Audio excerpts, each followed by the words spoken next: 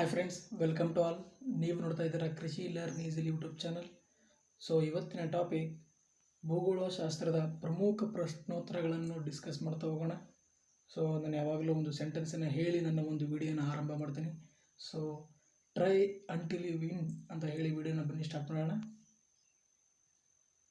So ಮೊದಲನೇ question, ಭಾರತದ ದಕ್ಷಿಣದ ತುದಿ ಯಾವುದು?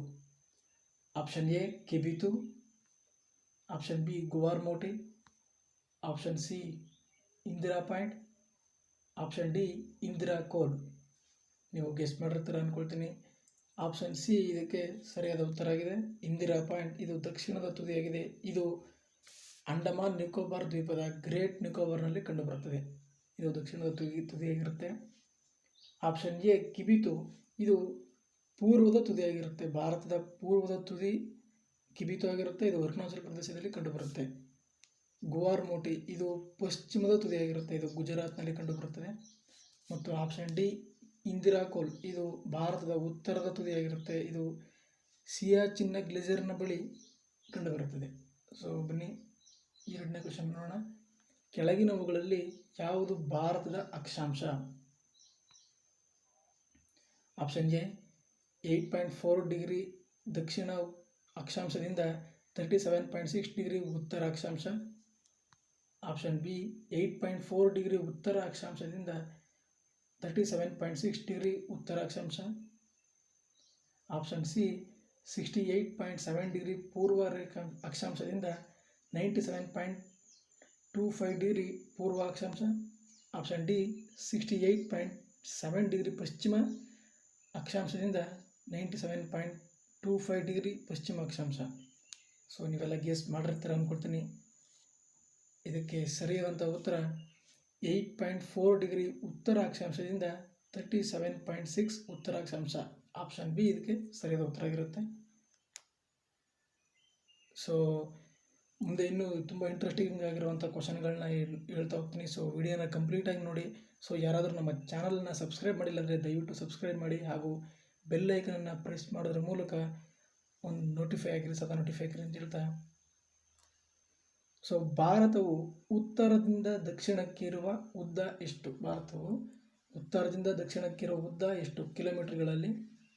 So option A 2933 kilometre, option B 3917 kilometre, option C 3214 kilometre, option D 4096 kilometre. So ನೀವೆಲ್ಲ ಗೆಸ್ ಮಾಡಿರ್ತೀರ ಅಂತ ಅಂದ್ಕೊಳ್ತೀನಿ. ಇದಕ್ಕೆ ಸರಿಯಾದ ಉತ್ತರ ಆಪ್ಷನ್ ಸಿ 3214 ಕಿಲೋಮೀಟರ್. ಇದು ಭಾರತದ ಉತ್ತರದಿಂದ ದಕ್ಷಿಣಕ್ಕೆ ಇರುವಂತಹ ಉದ್ದ. ಸೊ ಆಪ್ಷನ್ ಎ 2933 ಇದು ಪೂರ್ವದಿಂದ ಪಶ್ಚಿಮಕ್ಕೆ ಇರುವಂತಹ ಉದ್ದ. ಆಪ್ಷನ್ ಬಿ 3917 ಇದು ಚೀನಾದ ಗಡಿರೇಖೆ. ಭಾರತವು ಚೀನಾದೊಂದಿಗೆ ಹಂಚಿಕೊಂಡಿರುವಂತಹ ಗಡಿರೇಖೆ. ಆಪ್ಷನ್ ಡಿ 4096 ಕಿಲೋಮೀಟರ್ ಇದು ಬಾಂಗ್ಲಾದೇಶದೊಂದಿಗೆ ಹಂಚಿಕೊಂಡಿರುವಂತಹ ಒಂದು ಗಡಿರೇಖೆಯಾಗಿದೆ. ಇದು ಗಡಿರೇಖೆಗಳಲ್ಲಿ ಅತಿ ದೊಡ್ಡ ಗಡಿರೇಖೆಯಾಗಿದೆ. ಸೊ ನಾಲ್ಕನೇ ಕ್ವಶನ್, ಜಗತ್ತಿನ ಅತಿ ಉದ್ದವಾದ ಹಿಮನದಿ ಯಾವುದು? Option A Lambert, option B Amazon, option C Ganga ನದಿ, ಆಪ್ಷನ್ ಡಿ ನೈಲ್ ನದಿ. ಇದಕ್ಕೆ ಸರಿಯಾದಂಥ ಉತ್ತರ ಲ್ಯಾಂಬರ್ಟ್ ನದಿಯು ಜಗತ್ತಿನ ಅತಿ ಉದ್ದವಾದ ಹಿಮನದಿಯಾಗಿದೆ. ಸೊ ಆಪ್ಷನ್ ಬಿ ಅಮೆಜಾನ್ ನದಿಯು ಜಗತ್ತಿನ ಅತಿ ದೊಡ್ಡ ನದಿಯಾಗಿದೆ. ಆಪ್ಷನ್ ಸಿ ಗಂಗಾ ನದಿಯು ಭಾರತದ ಉದ್ದವಾದ ನದಿಯಾಗಿದೆ. ಆಪ್ಷನ್ ಡಿ ನೈಲ್ ನದಿಯು ಜಗತ್ತಿನ ಉದ್ದವಾದ ನದಿಯಾಗಿದೆ. ಸೊ ನೆಕ್ಸ್ಟ್ನೇ ಕ್ವಶನ್ ಹೋಗೋಣ. ಬಾಹ್ಯಾಕಾಶದಲ್ಲಿ ಮೊದಲ ಆಡಿದ ಆಟ ಯಾವುದು ಅಂತ. ಸೊ ಈ ಪ್ರಶ್ನೆನ ಯಾರು ಕೇಳಿರಲ್ಲ ಅಂತ ಅಂದ್ಕೊಳ್ತೀನಿ. ಸೊ ಆಪ್ಷನ್ ನೋಡೋಣ ಬನ್ನಿ. Cricket, carrom, chess, tennis. ಇದಕ್ಕೆ ಸರಿಯಾದ ಉತ್ತರ ಆಪ್ಷನ್ ಬಿ ಕೇರಮ್. ಬಾಹ್ಯಾಕಾಶದಲ್ಲಿ ಆಡಿದ ಮೊದಲ ಆಟ ಕೇರಮ್ ಆಗಿರುತ್ತೆ. ನಂತರದ ಕ್ವಶನ್, ಡ್ಯುರಾಂಡ್ ರೇಖೆ ಯಾವ ದೇಶಗಳ ಗಡಿ ರೇಖೆಯಾಗಿದೆ? ಆಪ್ಷನ್ ಎ ಭಾರತ ಮತ್ತು ಪಾಕಿಸ್ತಾನ, ಆಪ್ಷನ್ ಬಿ ಭಾರತ ಮತ್ತು ಚೀನಾ, ಆಪ್ಷನ್ ಸಿ ಭಾರತ ಮತ್ತು ಆಫ್ಘಾನಿಸ್ತಾನ, ಆಪ್ಷನ್ ಡಿ ಪಾಕ್ ಜಲಸಂಧಿ. ಸೊ ನೀವು ಗೆಸ್ಟ್ ಮಾಡಿರ್ತೀರ ಅಂದ್ಕೊಳ್ತೀನಿ. ಇದಕ್ಕೆ ಸರಿಯಾದಂಥ ಉತ್ತರ ಭಾರತ ಮತ್ತು ಆಫ್ಘಾನಿಸ್ತಾನದ ಗಡಿ ರೇಖೆಯನ್ನು ಡ್ಯುರಾಂಡ್ ರೇಖೆ ಅಂತ ಕರೀತಾರೆ. ಸೊ ಆಪ್ಷನ್ ಎ ಭಾರತ ಮತ್ತು ಪಾಕಿಸ್ತಾನದ ಗಡಿ ರೇಖೆಯನ್ನು ರ್ಯಾಡ್ಕ್ಲಿಫ್ ರೇಖೆ ಎಂದು ಕರೀತಾರೆ. ಆಪ್ಷನ್ ಬಿ ಭಾರತ ಮತ್ತು ಚೀನಾ ನಡುವಿನ ಗಡಿ ರೇಖೆಯನ್ನು ಮ್ಯಾಕ್ಮೋಹನ್ ಗಡಿ ರೇಖೆ ಅಂತ ಕರೀತಾರೆ. ಸೊ ಆಪ್ಷನ್ ಡಿ ಪಾಕ್ ಜಲಸಂಧಿಯು ಭಾರತ ಮತ್ತು ಶ್ರೀಲಂಕಾದ ನಡುವೆ ಇರುವ ಜಲಗಡಿಯನ್ನು ಪಾಕ್ ಜಲಸಂಧಿ ಎಂದು ಕರೆಯುತ್ತಾರೆ. ಸೊ 7ನೇ ಕ್ವಶನ್, ಪ್ರಪಂಚದ ಅತಿ ಎತ್ತರವಾದ ಶಿಖರ ಯಾವುದು? Option A Anaimudi, option B mount Everest, option C Amarkantak, option D Armakonda. So ನಿಮಗೆಲ್ಲ ಆಬ್ವಿಯಸ್ಲಿ ಗೊತ್ತಿರುತ್ತೆ answer. Option B mount Everest ಪ್ರಪಂಚದ ಅತಿ ಎತ್ತರವಾದ ಶಿಖರವಾಗಿದೆ. ಸೊ ಉಳಿದಂಥ ಆಪ್ಷನ್ ನೋಡೋಣ. ಅನೈಮುಡಿ ಇದು ಕೇರಳ ರಾಜ್ಯದಲ್ಲಿ ಕಂಡುಬರುವಂಥ ಒಂದು ಬೆಟ್ಟವಾಗಿದೆ. ಇದು ಪಶ್ಚಿಮ ಘಟ್ಟಗಳಲ್ಲಿ ಅತ್ಯಂತ ಎತ್ತರವಾದ ಒಂದು ಶಿಖರವಾಗಿದೆ. ಅಮರಕಂಟಕ ಇದು ವಿಂಧ್ಯ ಪರ್ವತದ ಶ್ರೇಣಿಯಲ್ಲಿ ಅತಿ ಎತ್ತರವಾದ ಶಿಖರವಾಗಿದೆ ಅಮರಕಂಟಕ. ಮತ್ತು ಅರ್ಮಕೊಂಡವು ಪೂರ್ವ ಘಟ್ಟದ ಅತಿ ಎತ್ತರದ ಶಿಖರವಾಗಿದೆ. ಸೊ ನಿಮ್ಗೆ ಗೊತ್ತಿರಲಿ, ಅನೈಮುಡಿಯು ಪಶ್ಚಿಮ ಘಟ್ಟದ ಅತಿ ಎತ್ತರದ ಶಿಖರವಾಗಿದೆ. ಅಮರಕಂಟಕ ವಿಂಧ್ಯ ಪರ್ವತದಲ್ಲಿ ಅತಿ ಎತ್ತರದ ಶಿಖರವಾಗಿದೆ. ಅರ್ಮಕೊಂಡ ಪೂರ್ವ ಘಟ್ಟದ ಅತಿ ಎತ್ತರದ ಶಿಖರವಾಗಿದೆ. ಸೊ ನೆಕ್ಸ್ಟ್ನೇ ಕ್ವಶನ್ ನೋಡೋಣ. 8ನೇ ಕ್ವಶನ್, ದಾಲ್ ಸರೋವರವು ಯಾವ ರಾಜ್ಯದಲ್ಲಿ ಇದೆ? ದಾಲ್ ಸರೋವರ ಇರುವ ರಾಜ್ಯ ಯಾವುದು? Option A Jammu Kashmir, option B Orissa, option C Kerala, option D Manipur. So ನೀವೆಲ್ಲ ಆನ್ಸರ್ನ ಗೆಸ್ ಮಾಡಿರ್ತೀರ ಅಂತ ಅಂದ್ಕೊಳ್ತೀನಿ. ಸೊ ಇದಕ್ಕೆ ಸರಿಯಾದ ಉತ್ತರ ಆಪ್ಷನ್ ಎ ಜಮ್ಮು ಕಾಶ್ಮೀರ. ಜಮ್ಮು ಕಾಶ್ಮೀರದಲ್ಲಿ ದಾಲ್ ಸರೋವರವು ಕಂಡುಬರುತ್ತದೆ. ದಾಲ್ ಸರೋವರವನ್ನು ಶ್ರೀನಗರದ ಒಡವೆ ಅಂತಲೂ ಕೂಡ ಕರೀತಾರೆ. ಸೊ ಒರಿಸ್ಸಾದಲ್ಲಿರುವಂತಹ ಒಂದು ಸರೋವರ ಯಾವುದಂದರೆ ಚಿಲ್ಕಾ ಸರೋವರ. ಇದು ಭಾರತದ ಅತಿ ದೊಡ್ಡ ಉಪ್ಪು ನೀರಿನ ಸರೋವರ ಆಗಿರುತ್ತೆ. ನಂತರ ಕೇರಳದಲ್ಲಿ ವೆಂಬನಾಡ್ ಎಂಬ ಸರೋವರ ಕಂಡುಬರುತ್ತೆ. ಮಣಿಪುರದಲ್ಲಿ ಲೋಕ್ಟಕ್ ಸರೋವರ ಕಂಡುಬರುತ್ತೆ. ಇದು ಜಗತ್ತಿನ ಏಕೈಕ ತೇಲುವ ಸರೋವರ. ತುಂಬ ಇಂಪಾರ್ಟೆಂಟ್, ನೋಡ್ಕೊಳ್ಳಿ. ಇನ್ನು ಮುಂದೆ ತುಂಬ ಕ್ಯೂರಿಯಾಸಿಟಿ ತರುವಂತಹ ಕ್ವಶನ್ಗಳನ್ನ ಕೇಳ್ತಾ ಹೋಗ್ತೀನಿ. ಕಂಪ್ಲೀಟಾಗಿ ನೋಡಿ ವಿಡಿಯೋನ. ಕೇರಳದಲ್ಲಿರುವ ನ್ಯಾಷನಲ್ ಪಾರ್ಕ್ ಯಾವುದು? Option A Mudumalai, option B Periyar, option C Sundarban, option D Bannerghatta. So ಇದಕ್ಕೆ ಆನ್ಸರ್ನ ಗೆಸ್ಟ್ ಮಾಡಿರ್ತಾರೆ ಅಂತ ಅಂದ್ಕೊಳ್ತೀನಿ. ಇದಕ್ಕೆ ಸರಿಯಾದಂಥ answer option B Periyar. Periyar ಎಂಬ ನ್ಯಾಷನಲ್ ಪಾರ್ಕ್ ಕೇರಳದಲ್ಲಿದೆ. ಸೊ ಉಳಿದಿರೋ ಆಪ್ಷನ್ ನೋಡೋಣ. ಆಪ್ಷನ್ ಎ ಮಧುಮಲೆ ಇದು ತಮಿಳುನಾಡಿನಲ್ಲಿ ಕಂಡುಬರುತ್ತದೆ. ಮಧುಮಲೆ ಎಂಬ ನ್ಯಾಷನಲ್ ಪಾರ್ಕ್ ಅಂದರೆ ರಾಷ್ಟ್ರೀಯ ಉದ್ಯಾನವನ ತಮಿಳುನಾಡಲ್ಲಿ ಕಂಡುಬರುತ್ತೆ. ಪೆರಿಯಾರ್ ಕೇರಳದಲ್ಲಿ ಕಂಡುಬರುತ್ತದೆ. ಸುಂದರ್ಬನ್ ಇದು ಪಶ್ಚಿಮ ಬಂಗಾಳದಲ್ಲಿ ಕಂಡುಬರುತ್ತದೆ.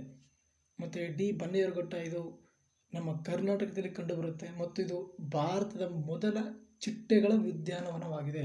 ಸೊ ಕೇಳ್ತಾರೆ ಎಕ್ಸಾಮಲ್ಲಿ, ನೋಡ್ಕೊಳ್ಳಿ. ಭಾರತದ ಮೊದಲ ಚಿಟ್ಟೆಗಳ ಉದ್ಯಾನವನ ಬನ್ನೇರುಘಟ್ಟ, ಇದು ಕರ್ನಾಟಕದಲ್ಲಿದೆ. ಸೊ ಬನ್ನಿ ನೆಕ್ಸ್ಟ್ನೇ ಕ್ವಶನ್ ನೋಡೋಣ. 10ನೇ question, Salim Ali national park ಎಲ್ಲಿದೆ? So Salim Ali national park ಎಲ್ಲಿದೆ? Option A Andhra Pradesh, option B Goa, option C Jammu Kashmir, option D Uttar Pradesh. So ಇದಕ್ಕೆ ಸರಿಯಾದಂಥ ಉತ್ತರ ಆಪ್ಷನ್ ಸಿ ಜಮ್ಮು ಕಾಶ್ಮೀರ. ಜಮ್ಮು ಕಾಶ್ಮೀರದಲ್ಲಿ ಸಲೀಂ ಅಲಿ ಎಂಬ ನ್ಯಾಷನಲ್ ಪಾರ್ಕ್ ಇದೆ. ಸೊ ಆಂಧ್ರ ಪ್ರದೇಶದಲ್ಲಿ ಶ್ರೀ ವೆಂಕಟೇಶ್ವರ ಎಂಬ ನ್ಯಾಷನಲ್ ಪಾರ್ಕ್ ಇದೆ. ಗೋವಾದಲ್ಲಿ ಮೆಲಂ ಎಂಬ ನ್ಯಾಷನಲ್ ಪಾರ್ಕ್ ಇದೆ. ಮತ್ತು ಆಪ್ಷನ್ ಡಿ ಉತ್ತರ ಪ್ರದೇಶದಲ್ಲಿ ದುವಾ ಎಂಬ ರಾಷ್ಟ್ರೀಯ ಉದ್ಯಾನವನವಿದೆ.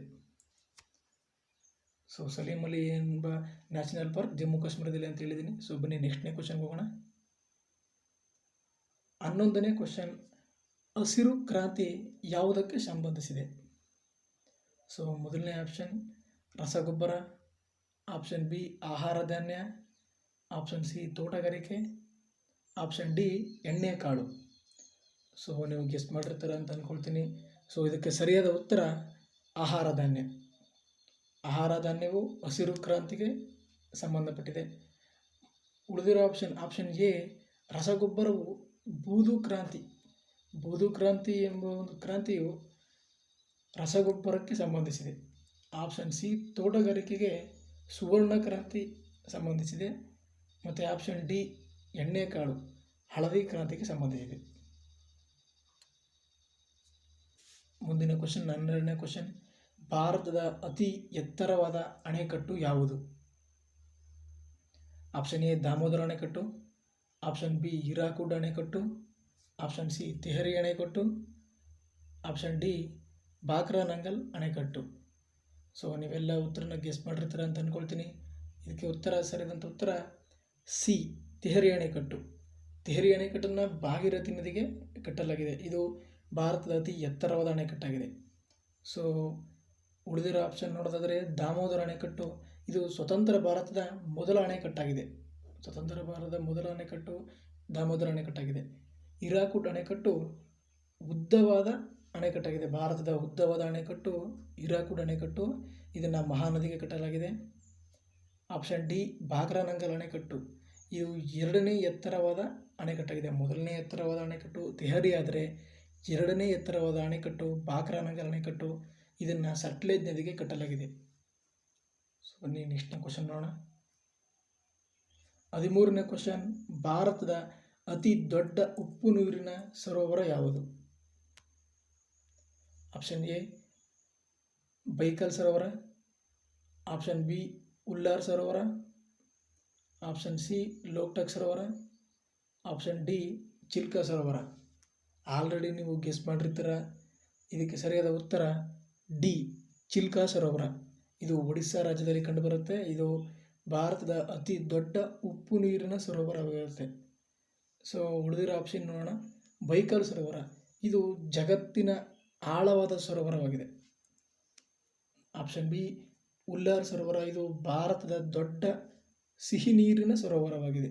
ಉಲ್ಲಾರ್ ಸರೋವರ ಭಾರತದ ದೊಡ್ಡ ಸಿಹಿ ನೀರಿನ ಸರೋವರವಾಗಿದೆ. ಲೋಕ್ಟಕ್ ಸರೋವರ, ಇದು ಬರೀ ಭಾರತದಲ್ಲೇ ಅಲ್ಲ, ಇದು ಜಗತ್ತಿನ ಏಕೈಕ ತೇಲುವ ಸರೋವರವಾಗಿದೆ. ಸೊ ನೆಕ್ಸ್ಟ್ನೇ ಕ್ವಶನ್ ನೋಡೋಣ.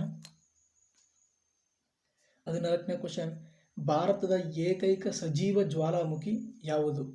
ಸಜೀವ ಅಂದರೆ ಜಾಗೃತ ಜ್ವಾಲಾಮುಖಿ. Option A mount Etna, option B Barren, option C Narcondam, option D Yana. So ನೀವೆಲ್ಲ ಗೆಸ್ ಮಾಡಿರ್ತೀರ ಅಂದ್ಕೊಳ್ತೀನಿ. ಸರಿಯಾದ ಉತ್ತರ ಆಪ್ಷನ್ ಬಿ ಬ್ಯಾರನ್.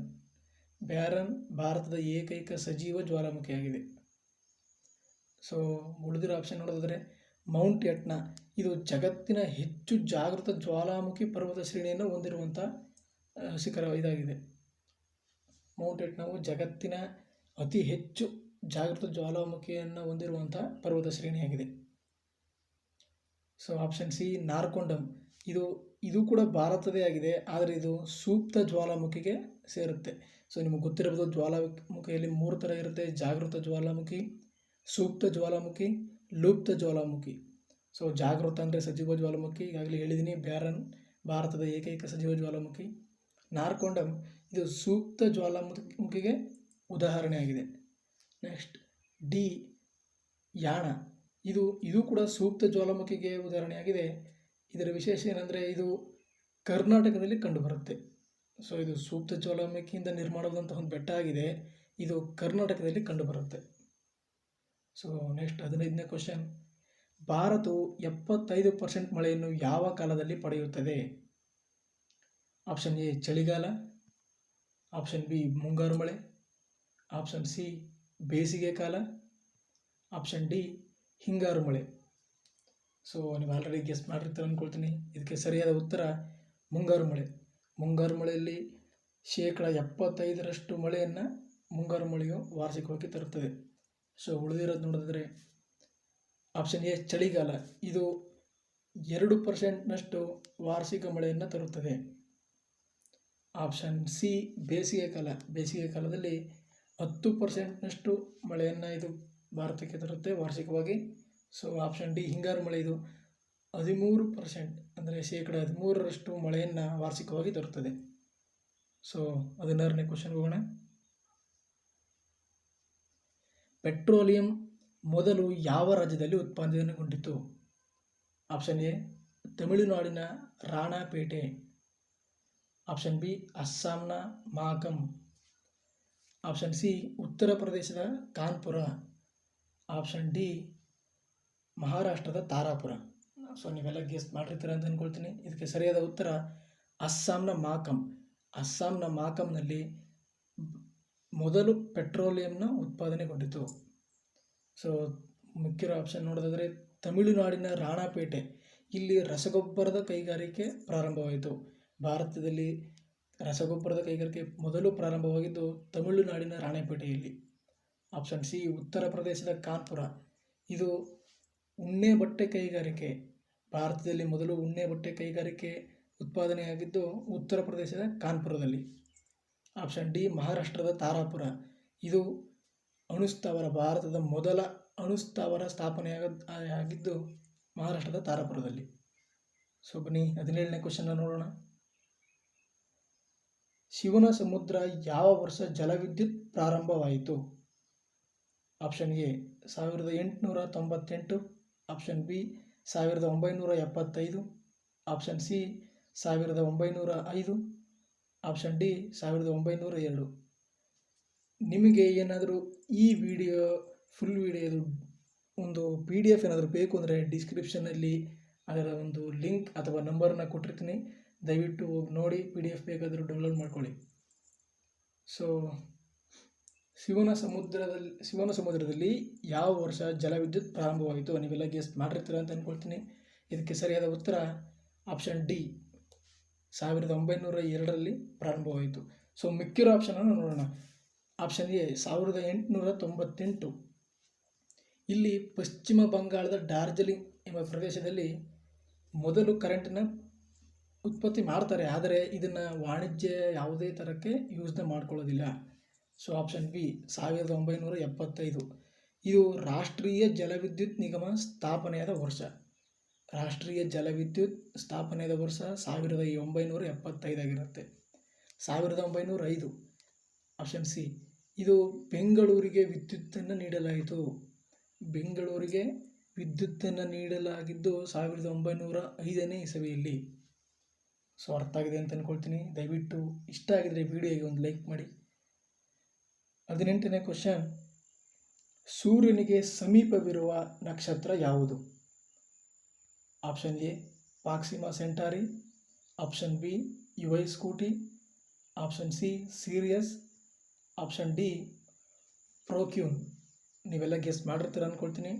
ಇದಕ್ಕೆ ಸರಿಯಾದ ಉತ್ತರ ಆಪ್ಷನ್ ಎ ಪ್ರಾಕ್ಸಿಮಾ ಸೆಂಟಾರಿ, ಇದು ಸೂರ್ಯನಿಗೆ ಸಮೀಪವಿರುವ ನಕ್ಷತ್ರವಾಗಿದೆ.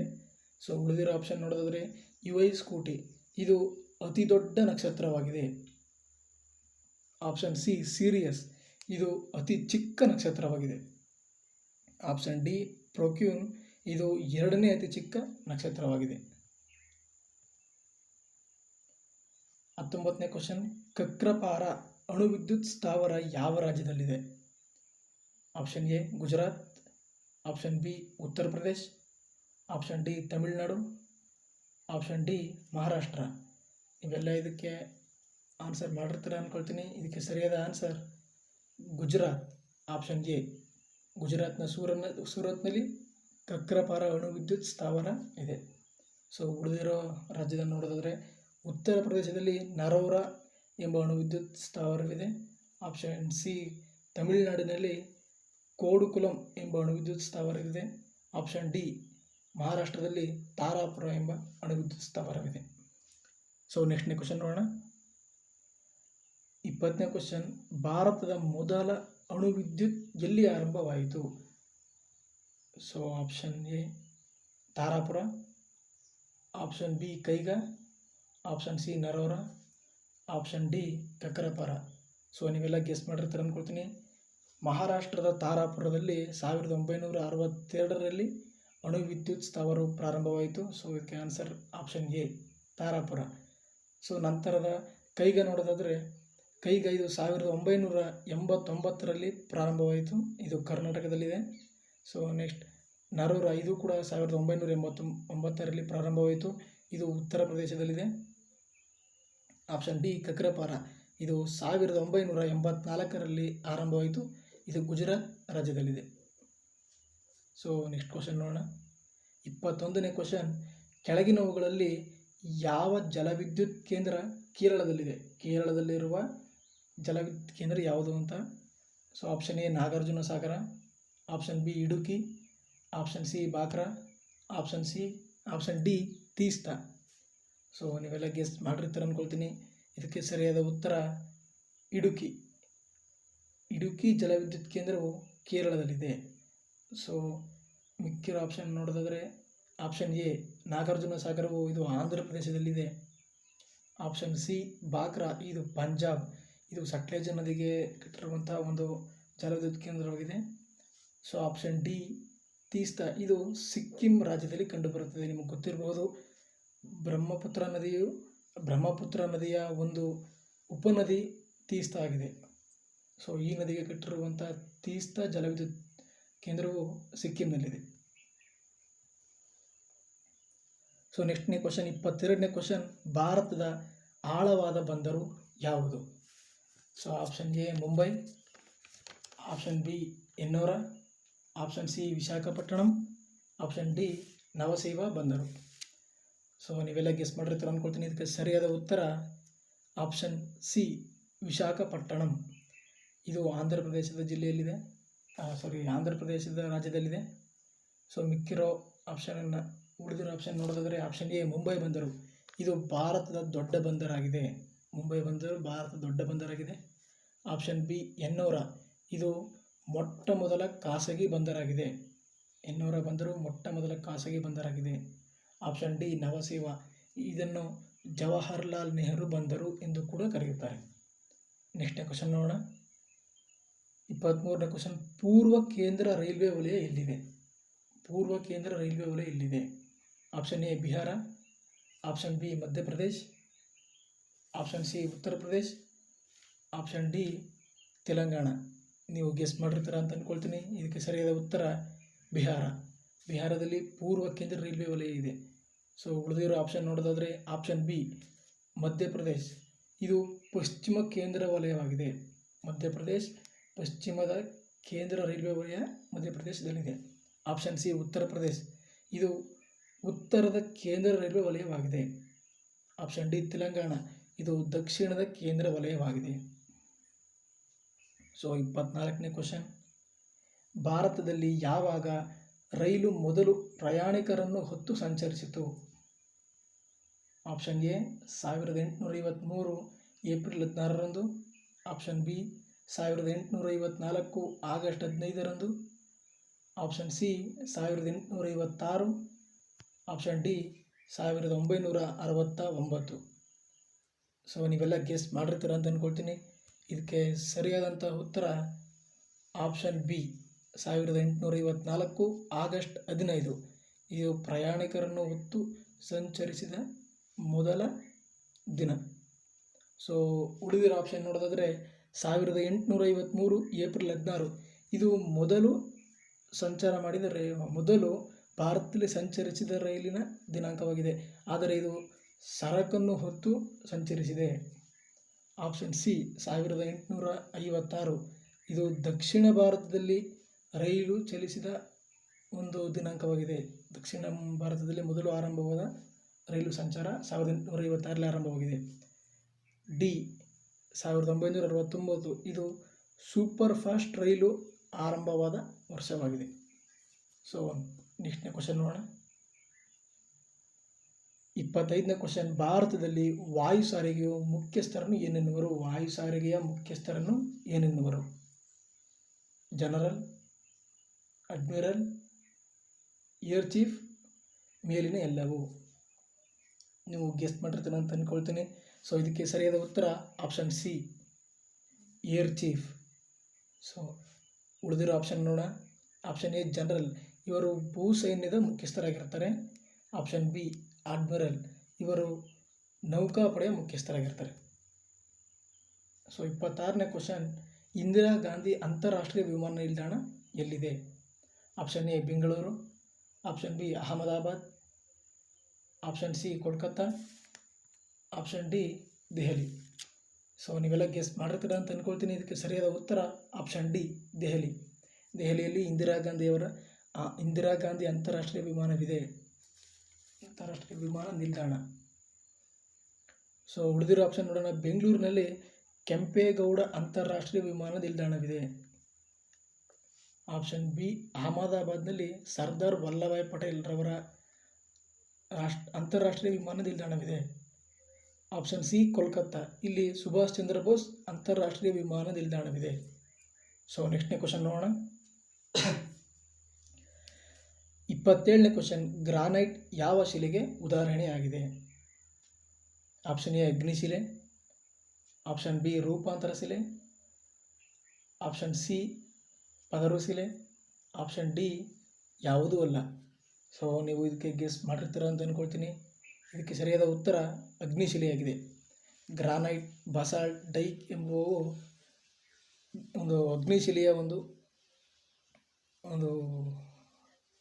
ಅಗ್ನಿಶಿಲೆಗೆ ಉದಾಹರಣೆಯಾಗಿದೆ. ಸೊ ಆಪ್ಷನ್ ಬಿ ರೂಪಾಂತರ ಶಿಲೆಗೆ ಇದಕ್ಕೆ ಆನ್ಸರ್ ಅಗ್ನಿಶಿಲೆಯಾಗಿದೆ. ಉಳಿದಿರೋ ಆಪ್ಷನ್ ನೋಡಿದರೆ ಆಪ್ಷನ್ ಬಿ ರೂಪಾಂತರ ಶಿಲೆಗೆ ಎಕ್ಸಾಂಪಲ್ ಕೊಡೋದಾದರೆ ವಜ್ರ ಮತ್ತು ಮಾರ್ಬಲ್ಗಳು ಇದಕ್ಕೆ ಒಂದು ಉದಾಹರಣೆಯಾಗಿದೆ. ನೆಕ್ಸ್ಟು ಪದರು ಶಿಲೆ ಅಥವಾ ಕಣಶಿಲೆ, ಇದಕ್ಕೆ ಉದಾಹರಣೆ ಕೊಡೋದಾದರೆ ಒಂದು ಜಿಪ್ಸಮ್, ಸುಣ್ಣದ ಕಲ್ಲು, ಕಲ್ಲಿದ್ದಲು ಇವುಗಳು ಒಂದು ಪದರು ಶಿಲೆಗೆ ಅಥವಾ ಕಣಶಿಲೆಗೆ ಒಂದು ಉದಾಹರಣೆಯಾಗಿದೆ. ಸೊ 28ನೇ ಕ್ವಶನನ್ನು ನೋಡೋಣ. ವಾಯುವಿನ ಒತ್ತಡವನ್ನು ಅಳೆಯುವ ಸಾಧನ ಯಾವುದು?